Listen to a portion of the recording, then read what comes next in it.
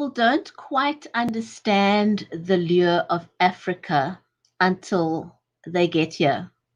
And one of my very favorite scenes in The Lion King, and by the way, if you haven't seen The Lion King, you don't know what you're missing. So my favorite scene in The Lion King is where Rafiki whacks Simba while they're playing.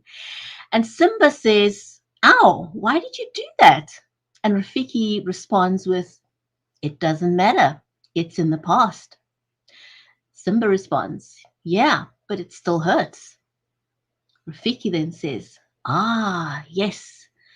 The past can hurt, but the way I see it, you can either run from it or learn from it." And that's my favorite scene in The Lion King. Our guest today, Arianna Dagnino, came to South Africa as an international journalist during the post-apartheid South Africa for a couple of years. And she captured a lot of the political and societal complexities and wove that into an amazing work of fiction about love, race, science, historical guilt, and it covers South Africa, Namibia, and the island of Zanzibar. So for more on this, stay with us, don't go away. We will be right back with the Writers' Corner live show.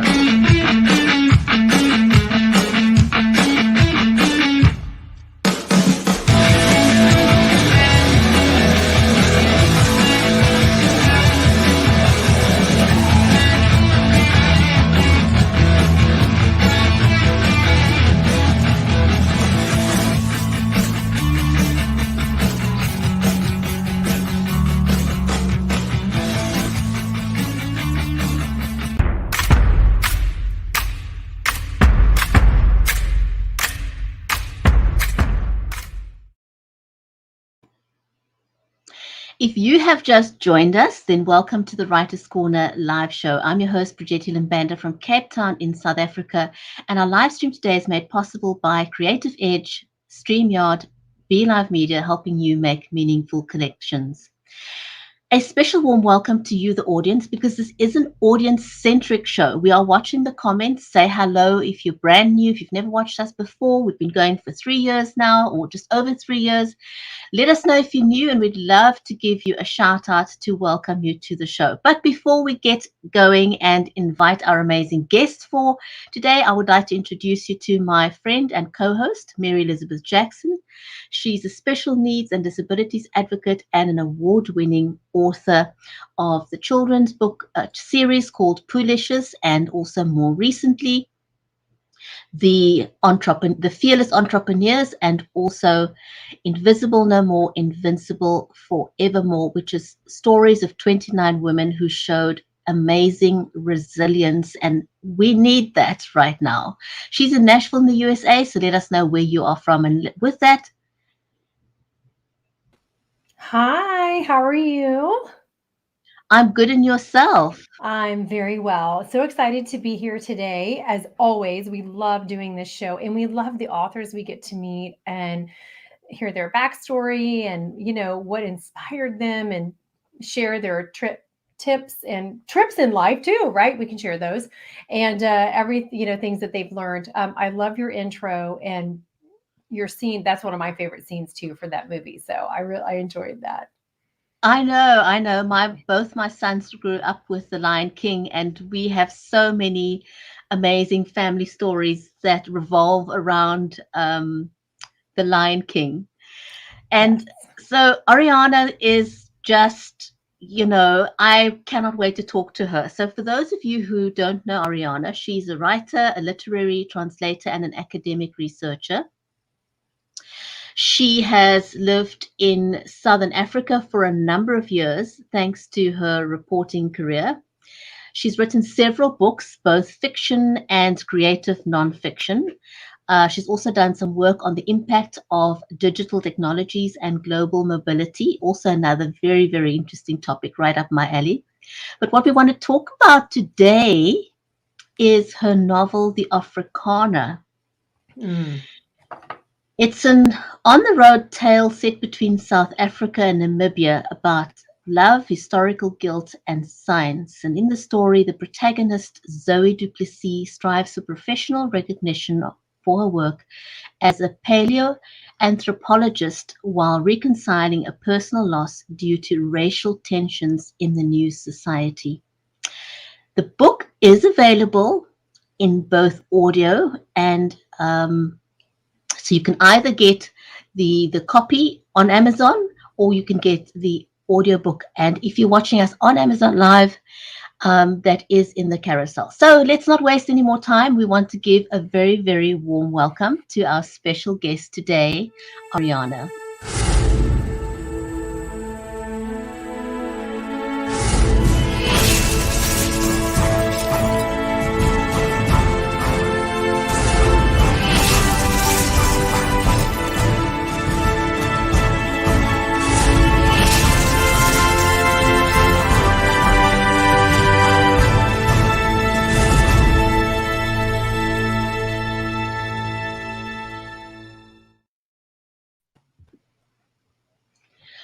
Arianna, hello. So pleased to have you join us. Thank you for making the time. Totally appreciate it. Yes, we're so glad Thank you're you. here. Hello to everyone, and thanks for having me here with you. It's a pleasure. And of course, for me, this is very, very special being able to have someone from overseas join us on the show that understands the South African landscape where I am, because I'm in Cape Town in South Africa. And so my first question to you, Arianna, is apartheid or segregation, racism, whatever you want to call it, there's a lot of terms for this, will always be a thorny subject. It's a subject that's hard to write about. And I was thinking, I was wondering whether you had any backlash writing this novel, because South Africans are very, very jealous of their heritage and the landscape and the nuances of apartheid.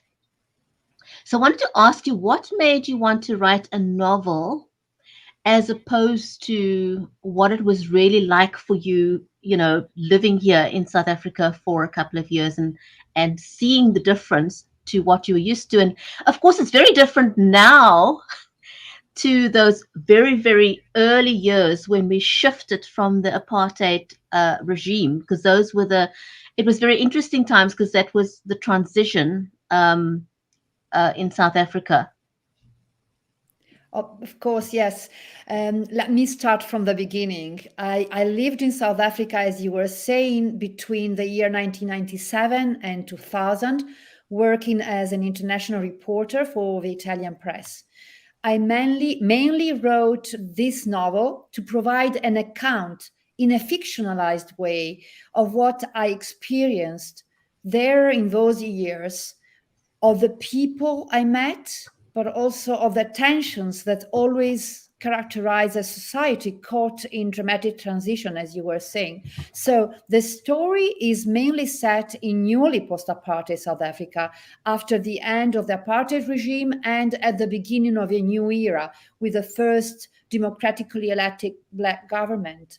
However, I was also interested to understand what had happened in the past, how the past had affected the present and was still affecting the way people related to one another across the social, racial, and ethnic spectrum. You were asking also if I have had any backlash. Actually, I haven't, from the South African readers, because they thought that I provided a realistically enough portray of what had happened there in those years. And I decided to do it through the story and the eyes of a young woman, Zoe Du Plessis, a scientist of Afrikaner descent, who goes out in the Kalahari Desert to look for fossils, accompanied by some memorable characters, and by also the diaries of her female ancestors. So in this regard, Zoe's story is also the story of a woman who faces her sense of guilt for growing up as a privileged white person during apartheid, and also of her struggle to find her place and identity in the new South Africa. So there is a lot going on in this novel. Yes. I'm so glad you didn't get backlash, but that it was welcomed as a good representation. And it's information that's really important because, I'm in America and, unless you've studied it, there are things that we in America and our culture, we don't know about what, the personal stories of what people went through. So it's really, whenever there's that information, I think it's nice to be able to be made aware of that and have your awareness of that whole situation. Because, we've had a lot of stuff in America that has been very ugly, and it certainly is very sad, isn't it? But you've also had your career has been so colorful and you've seen so many things, and what a privilege to be able to write about them. Okay, so I'm going to read off of the questions we have because I want to make sure I get all of this information because you've been so many places. So we know you were born in Italy. And you studied in London, Moscow, and Boston. And wow, what 3 different terrains to be studying in, right? and then you spent several years in Africa, Australia, China, and the Middle East. And you now live in Canada. And we didn't get to ask you where you live in Canada, but we will. And looking back at your post-apartheid experience in South Africa, what stood out for you as different? Yes. I'll first answer straight away the question. What really struck me there and what stood out for me was the intensity of life, the warmth of the people. I wouldn't like to romanticize my view of South Africa here, but I certainly felt that there, among its 11 tribes, the concept of Ubuntu is not just a concept, but a lived practice. Ubuntu means I am because we are. A person is a person because of other people. In South Africa, I really deeply felt the warmth of this human generosity. Despite it all, despite the decades of conflict, despite the atrocities and the violence that scarred many people there. And then there is the landscape, the nature, the majestic, totally captivating landscape of South Africa. Also, that is something that is unforgettable.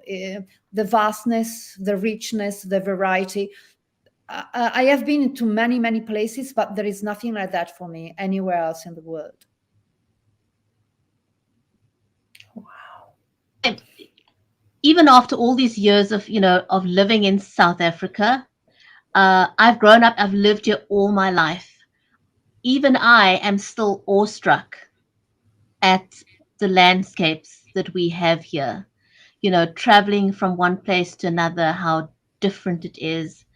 You can go from literally 10 minutes in a car, you can go from absolute opulence to abject poverty in a 10-minute drive.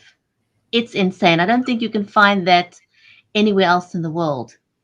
And then you've got the beauty of the mountain, the seas, just everything. And every single area is different. My late parents-in-law lived in Namibia. I love Namibia. I have fond memories of Namibia. And every single time I made the journey between South Africa, Cape Town, and Namibia, every time I was awestruck at how the landscape kept changing as we traveled from South Africa into Namibia. You cannot explain that to people unless they've, the Kalahari Desert, the Kruger National Park, and I still have fond memories of my days more than 30 years ago working at the Chamber of Commerce and people from the States and Dubai writing us and talking, asking about us, about the animals that's roaming around outside our door, and be like, if only, if only, I would love to have a lion outside my door, But you can experience those things in our wild parks, just experiencing the big five. And there's so many things to love about Cape Town, South Africa. And anybody watching, if you've never had the opportunity, put it on your bucket list. It really Absolutely. just is an amazing destination. So I want to ask you, tell us a little bit about the characters in your book. And I'm curious to know, are they all fictional characters, or some of them sort of based on real life people that you met in and around while you were here? Let's say that all the characters are fictional, but many of them are inspired by or based upon real characters. For example, there is Koma, the Sam Bushman shaman, and I actually met a shaman while I was in the Kalahari Desert in Namibia during a trip there with a group of anthropologists. So it was a wonderful experience, and so this character is really based upon a real character. But also there is Cyril Kunene, another character in my novel, which is Koza, whose character is inspired by the first Black entrepreneur and winemaker who was able to make inroads into the historic, let's say, strongholds of Afrikaner power, which is the Cape Wine region, the Cape Winelands.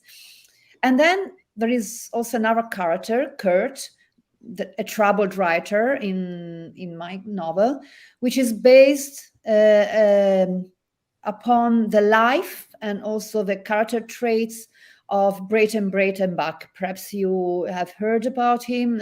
He's a famous South African writer, also anti-apartheid activist.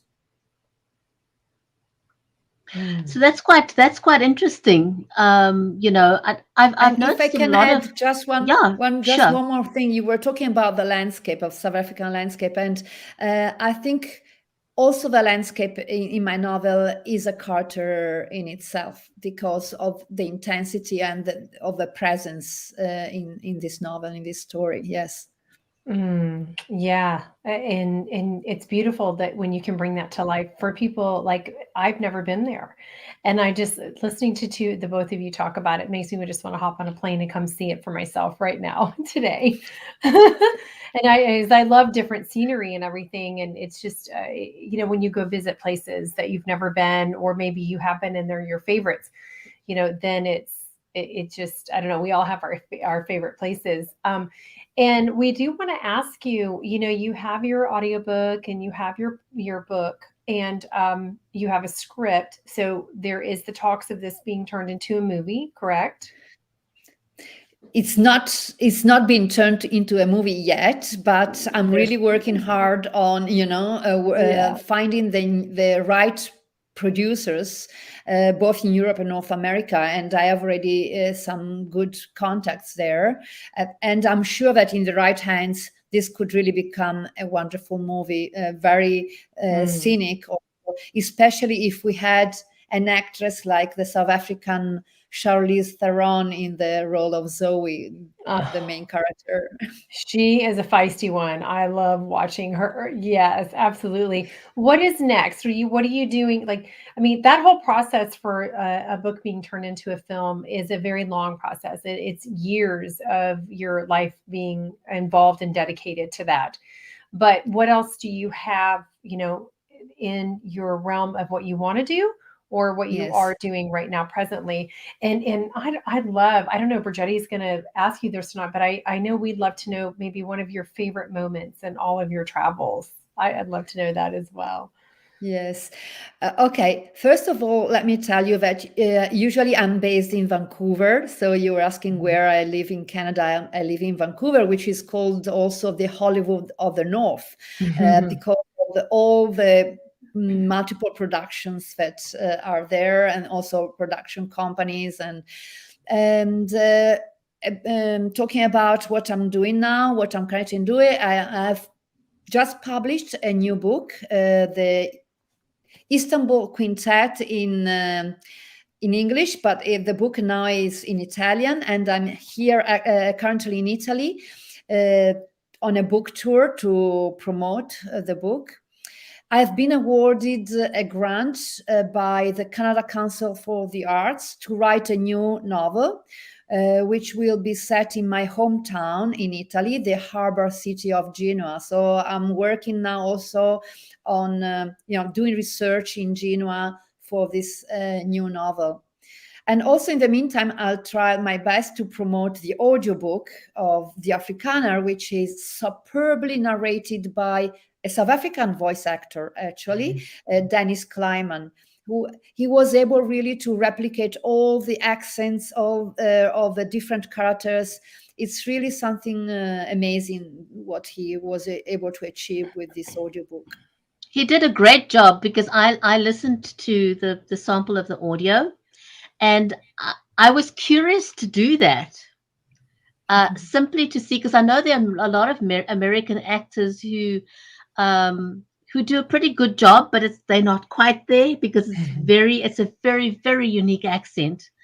And I could tell from his pronunciation that he knew the South African languages. He was legit, right? As you would say. He was legit. Yes. Yes, because he's South African but now lives in Los Angeles. So he's based in Los Angeles. And so he was able really to integrate the British accent of the main narrator, but also all the other accents, and especially the South African accent, which is different absolutely from the American accent. And I really needed that for this book. Yes, It makes it sound a lot more, it makes it very authentic. That's what I was exactly. Yes, very authentic. And that way it just gives it that much more power. Absolutely. So I was going to ask you also, so how did you come up with the title for the book, The Afrikaner?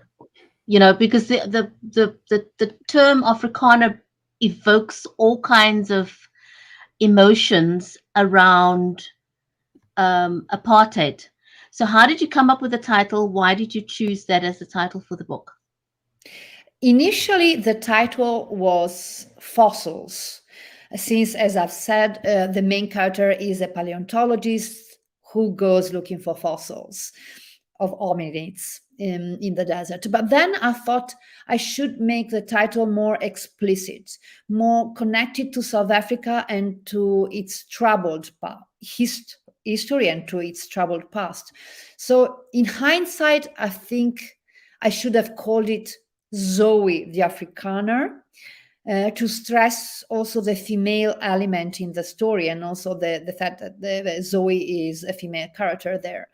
In any case, I now understand it's a problematic title, which might put off many readers who might think that this is, a kind of a celebration of the apartheid era or certain,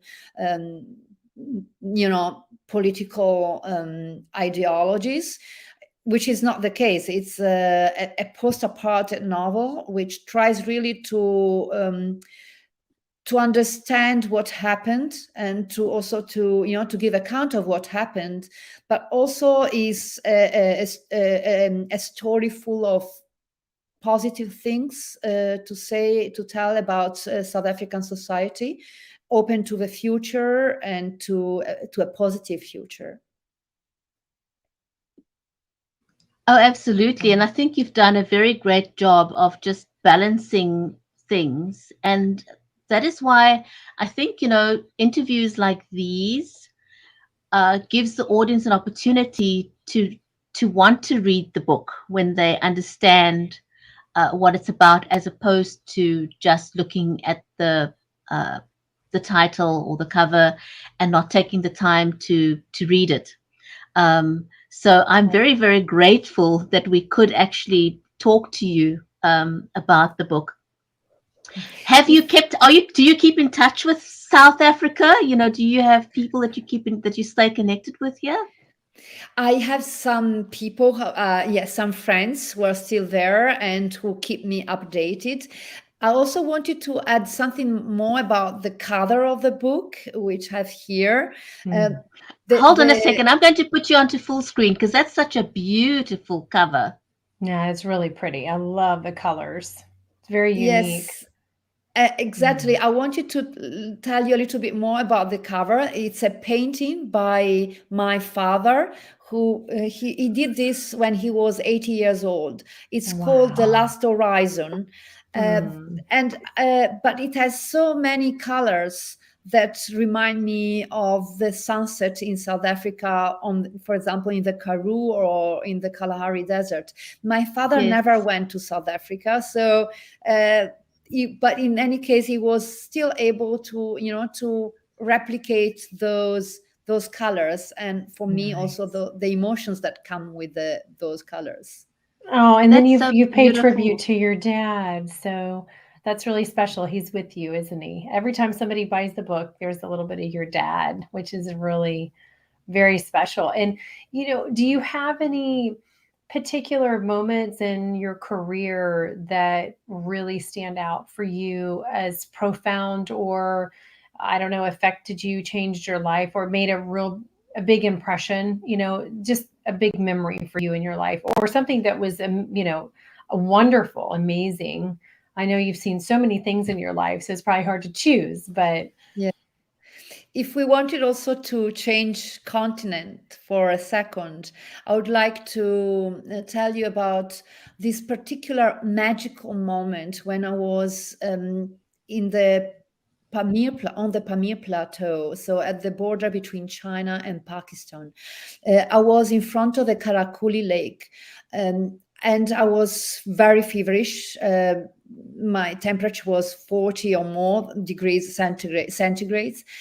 So I was in this kind of mental state, kind of mm, surreal for me, both in terms of my mental state and also of the place I was in, because in front of me I had mountains which were 7,000, 8,000 meters high.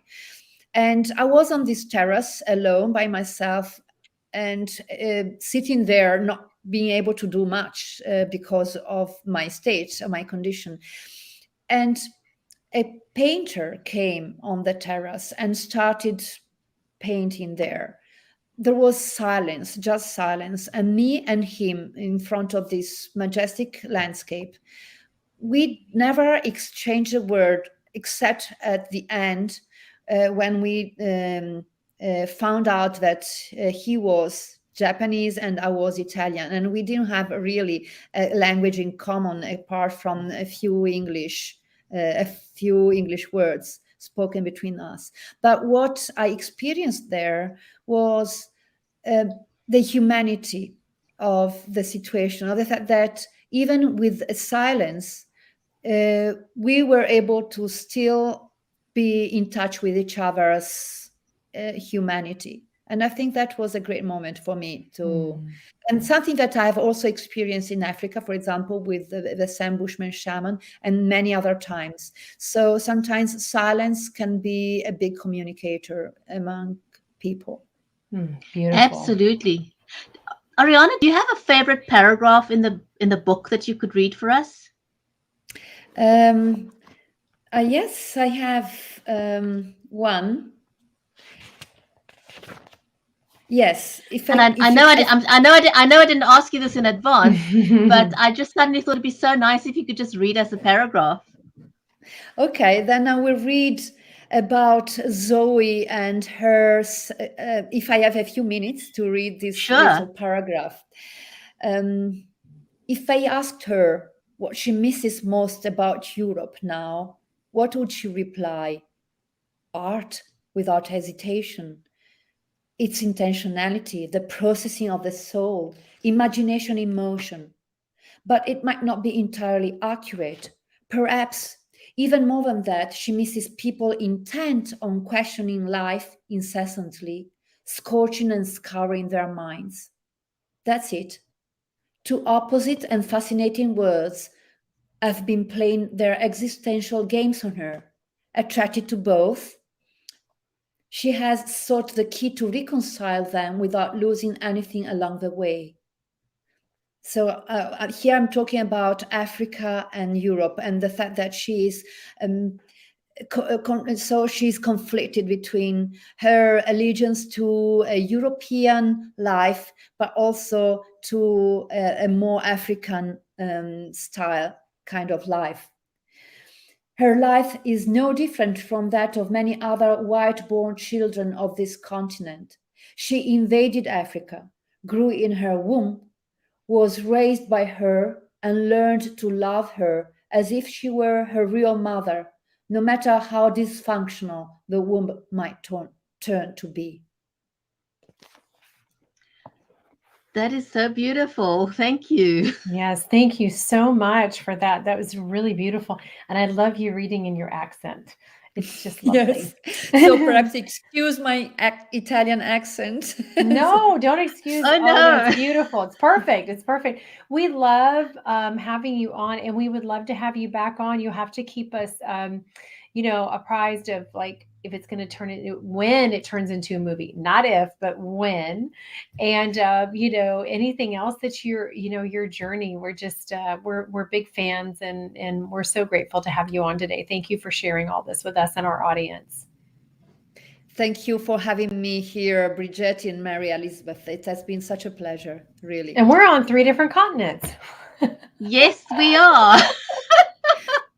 Coming to you live. I know. I know. Coming to you live from 3 different continents. Isn't that wonderful? It's fantastic. Yes. We love it. Say hi to South Africa for me, Bridget. I will do that. Arianna, don't go away. Stay with us until we're just going to say goodbye to everyone, and we'd love to just have a quick chat after.